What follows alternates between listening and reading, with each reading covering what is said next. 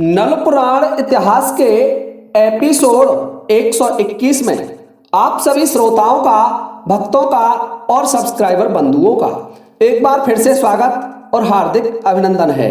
देखिए श्रोताओं, जैसा कि आप जानते हैं, मैं वीडियो आरंभ करने से पहले मेरे किसी न किसी सब्सक्राइबर बंधु का एक कमेंट प्रसारित करता हूं और आज भी प्रसारित करने के लिए मेरे पास है एक कमेंट। और जो कमेंट करने वाले हमारे महान सब्सक्राइबर हैं, वो शायद एक चैनल चलाते हैं JSR म्यूजिक, और वो लिखते हैं जय हो महाराज जी, बाई जय सिंह, रोहिला, बड़ली, हरियाणा। वो बड़ली हरियाणा के रहने वाले हैं और हमारे सभी वीडियोस पर उनके कमेंट आते रहते हैं। तो देखिए श्रीमान जय सिंह जी, आपका हमारे YouTube चैनल पर हार्दिक स्वागत और अभिनंदन है। तो आइए श्रोताओं, मैं आपका ध्यान नल पुराण इतिहास के 20वें एपिसोड से जोड़ता हूं। 120वें एपिसोड में मैंने आपको बताया था कि राजा नल दुष्ट दाने वज्रबाहु का वध कर देते हैं, उसे एक गड्ढे में दाब करके मार देते हैं। अब उधर का वर्णन सुनिए।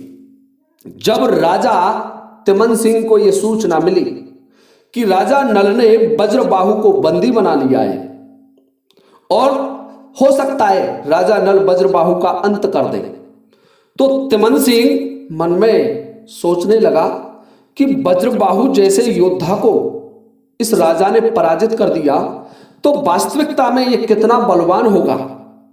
यह अंदाजा लगा करके और अपने पुत्र जयपाल से कहने लगा कि बेटे, मैं माता काली के मंदिर में जा रहा हूं, माता काली ही हमारी रक्षा करेंगी।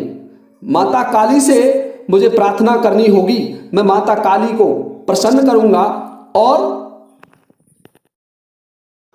और राजा तिमन सिंह ये सोच करके कि अब मुझे माता काली के मंदिर में जाकर के एक यज्ञ का आयोजन करना चाहिए। देखिए श्रोताओं, राजा तिमन सिंह अपने पुत्र को साथ में लेकर के और 20,000 सैनिकों को लेकर के माता काली के मंदिर के लिए प्रस्थान कर देता है, जो कि दुर्ग के अंदर तिमनगढ़ में पूर्वी द्वार पर बना हुआ था।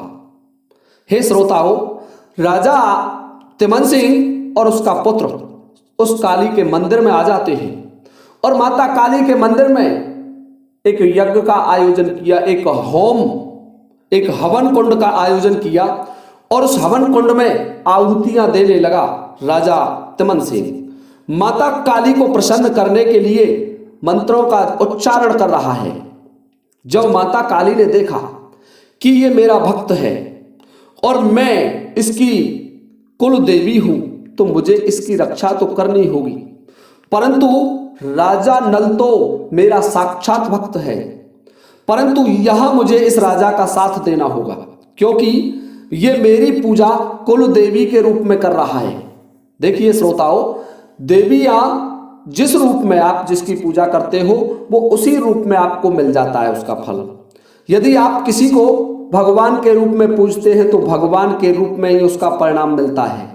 यदि आप किसी देवता के रूप में पूजते हैं तो देवता के रूप में ही उसका परिणाम मिलता है।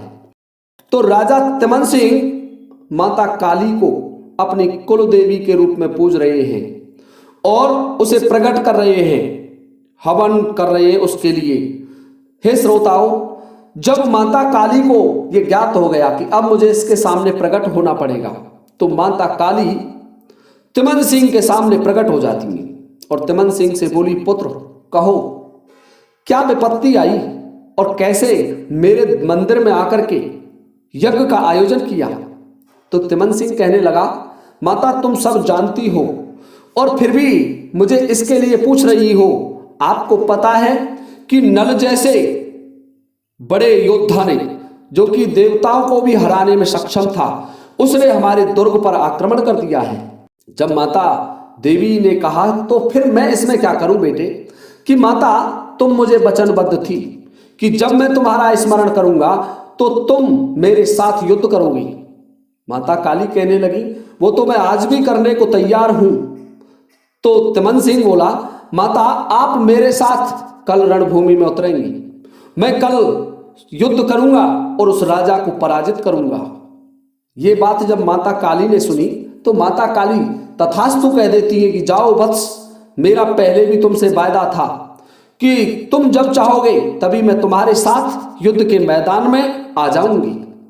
अब श्रोताओं, ध्यान से सुनने की बात है, राजा तिमन सिंह ने माता काली को प्रसन्न कर लिया और माता काली को प्रसन्न करने के बाद अपने महल में आ जाता है। महल में एक विशेष सभा बुलाई और उस सभा में सभी मंत्रियों को बुलाया, सभी सेनापतियों को बुलाया और उनसे कहा कि कल का युद्ध मैं स्वयं करूंगा। यदि यह युद्ध और आगे तक चला तो इस युद्ध में हमें बहुत क्षति हो जाएगी, इसलिए मैं कल ही इस युद्ध को समाप्त करना चाहता हूं।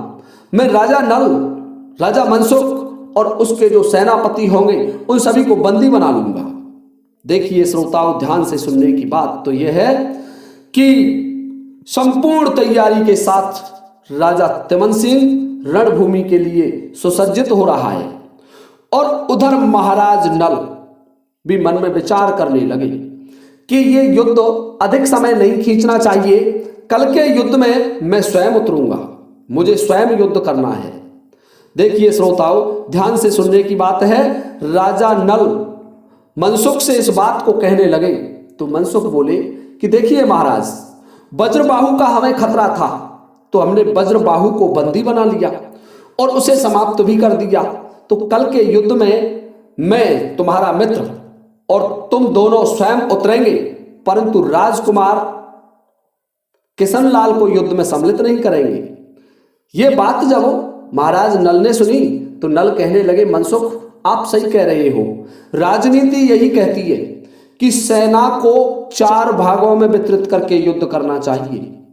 यदि एक भाग की पराजय हो तो दूसरा भाग उसकी सहायता के लिए आए, और यदि एक ही टुकड़ी में युद्ध किया और उस टुकड़ी की पराजय होने लग गई तो फिर पराजय को विजय में बदलना संभव नहीं होता। देखिए श्रोताओं, संपूर्ण रणनीति बना करके राजा नल और मनसुख भी दोनों रणभूमि के लिए तैयार हो जाते हैं। अब देखिए, दूसरे दिन युद्ध का तीसरा दिन आरंभ हो गया। प्रातः काल का समय हुआ, दोनों पक्षों की सेनाएं युद्ध के मैदान में बाहर आ जाती है और इधर मनसुख और राजा नल भी अपने अपने घोड़ों पर सवार होकर के अपनी अपनी नगिन तेगों को लेकर के रणभूमि में चल देते हैं। उधर राजा तिमन सिंह ने माता काली का स्मरण किया तो माता काली हाथ में खप्पर लेकर के और नगिन तेगा लेकर के रणभूमि के लिए चल देती है। देखिए श्रोताओं, माता काली तिमन सिंह से कहने लगी, बेटे मैं आज के दिन तेरी विजय करा दूंगी, आज तू जीत जाएगा इस युद्ध को, चिंता मत करे, चाहे ये नल कैसा भी पराक्रमी क्यों ना हो। हे श्रोताओं, रणभूमि में राजा नल और तिमन सिंह आमने सामने आ गए। राजा नल तिमन सिंह से कहने लगे, दुष्ट राजा क्यों मरना चाहता है? यदि तू अब भी हमारे पुत्रों को छोड़ दे, हमारे पुत्रों को कैद से मुक्त कर दे तो हम तुम्हें जीवन दान दे देंगे। जब ये बात तिमन सिंह ने सुनी तो तिमन सिंह कहने लगा, चोर हमारी पुत्री का हरण किया, हमारी पुत्री का अपहरण करने के बाद इतने बड़े राजनीतिक बन रहे हो, हमें नीतियां सिखा रहे हो कि क्यों मरना चाहते हो? अब मृत्यु तो तुम्हारी है, मरना तो तुम्हें है, युद्ध करो, मैदान में आओ और आज के दिन मैं तुम्हें जीवित नहीं छोड़ूंगा। हे श्रोताओं, राजा नल और तिमन सिंह दोनों अपनी सेनाओं को आदेश दे देते हैं और युद्ध आरंभ हो जाता है।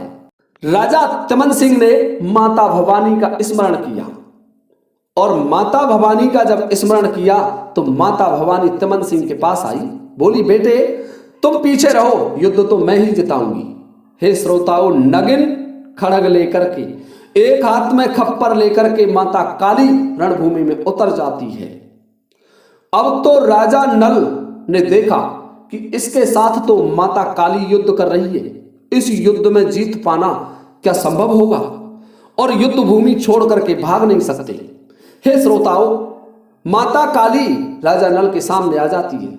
राजा नल कहने लगा, मातेश्वरी तुम जब युद्ध करोगी तो क्या मैं युद्ध जीत जाऊंगा? तो माता काली बोली कि राजा तू मेरा भक्त अवश्य है, परंतु मैं इसकी कुल देवी हूं और इसकी सहायता करना मेरा धर्म है। यदि तू युद्ध में से भाग जाता है तो मैं तुझे पराजित नहीं करूंगी। राजा नल कहने लगा, माता, क्षत्रिय तो कभी जीवित रणभूमि छोड़ते ही नहीं है, चाहे उनके सामने स्वयं यमराज ही युद्ध क्यों ना करे, स्वयं काल आकर के भी युद्ध करेगा तो भी मातेश्वरी रणभूमि छोड़ करके तो नहीं भागूंगा। तो माता काली बोली कि नल, फिर युद्ध कर वीरों की भांति। विजय और पराजय ये तो दो युद्ध के हिस्सा है, क्यों चिंता करता है, आ मैदान में। देखिए श्रोताओं, माता काली में और राजा नल में घोर संग्राम होने लगा।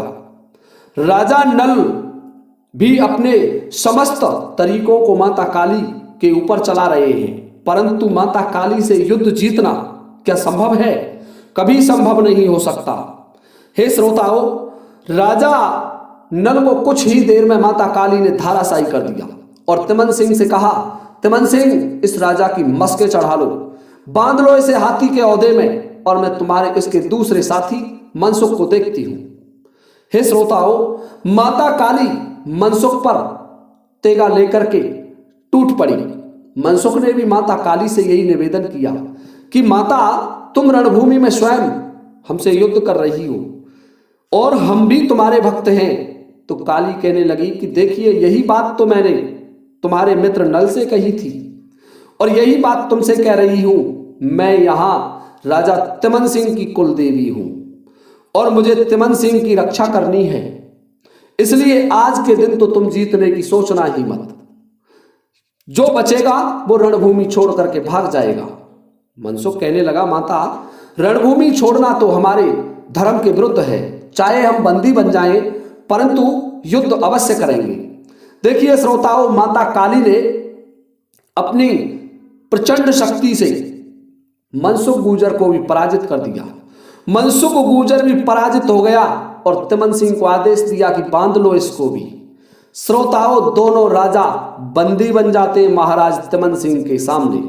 माता दुर्गा स्वयं युद्ध लड़ रही थी तो राजा नल की क्या पेश चली। राजा नल और मनसुख बंदी बन गए, युद्ध भूमि में पराजय हो गई राजा नल की। और राजा नल की जो सेना थी, माता काली ने आधी सी सेना को धाराशायी कर दिया।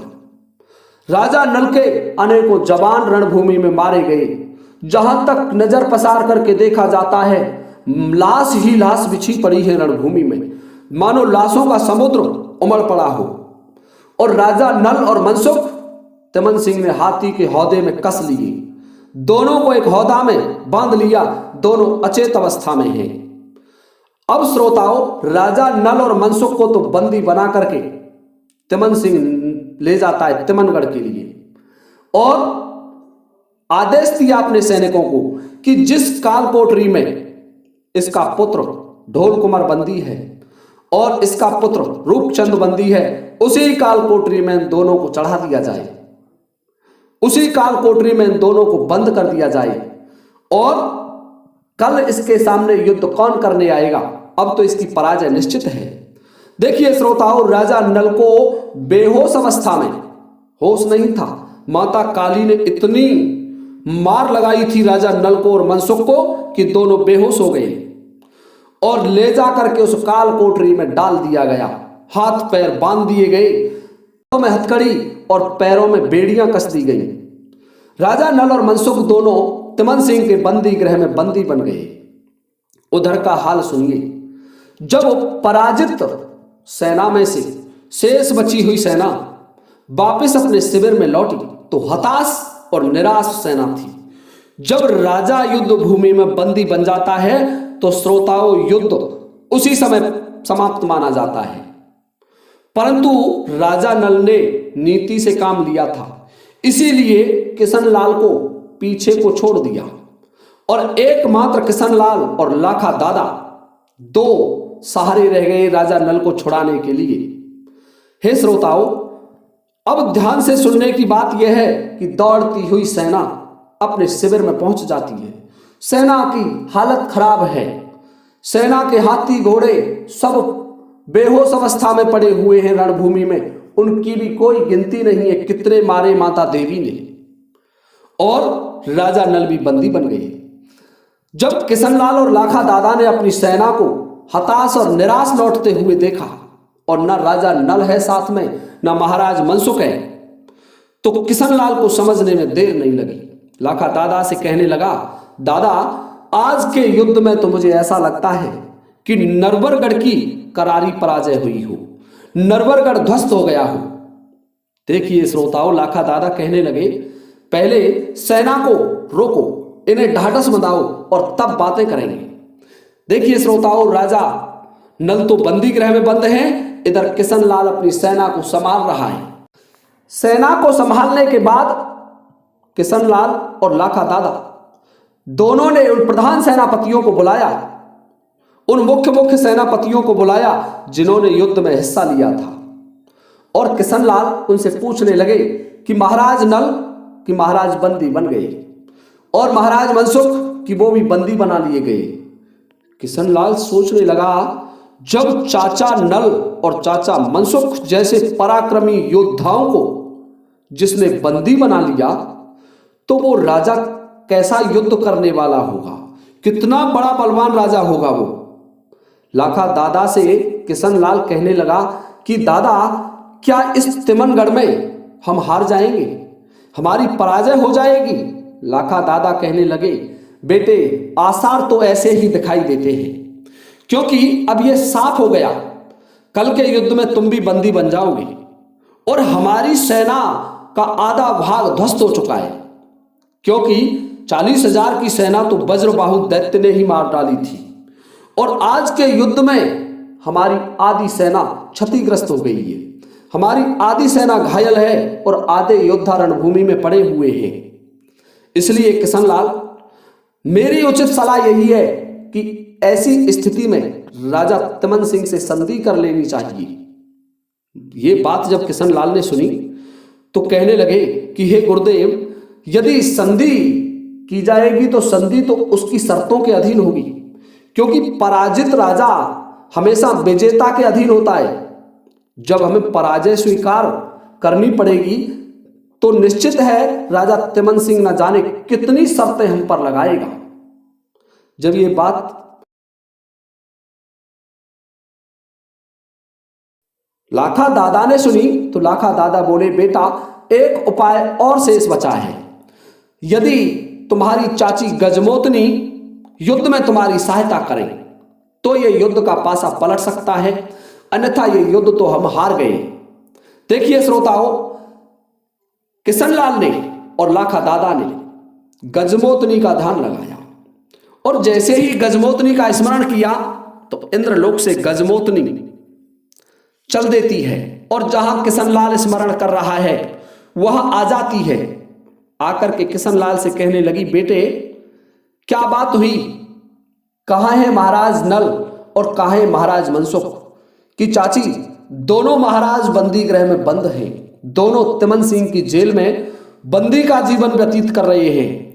ये पहला एक ऐसा चांस हुआ है जिसमें महाराज नल युद्ध भूमि में हार गए। जब ये बात गजमोतनी ने सुनी तो गजमोतनी मन में विचार करने लगी कि मेरे पति को हराना तो देवताओं का भी काम नहीं है, देवता भी हार जाते हैं उनसे तो युद्ध, परंतु ये राजा कैसा पराक्रमी है, इसने कैसे हरा दिया, मुझे ये देखना होगा। हे श्रोताओं, रानी गजमोतनी ने ध्यान लगा करके देखा तो देखती है कि रणभूमि में माता काली तेग पर तेग चला रही है और माता काली ने ही राजा नल को और मनसुख को बंदी बनवाया है।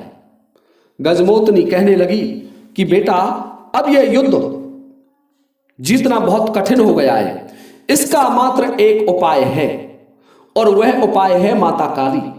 यदि माता काली के मंदिर में जाकर के तुम माता काली को प्रसन्न कर लें तो माता काली ये युद्ध जिता सकती है, अन्यथा तुम युद्ध नहीं जीत सकते।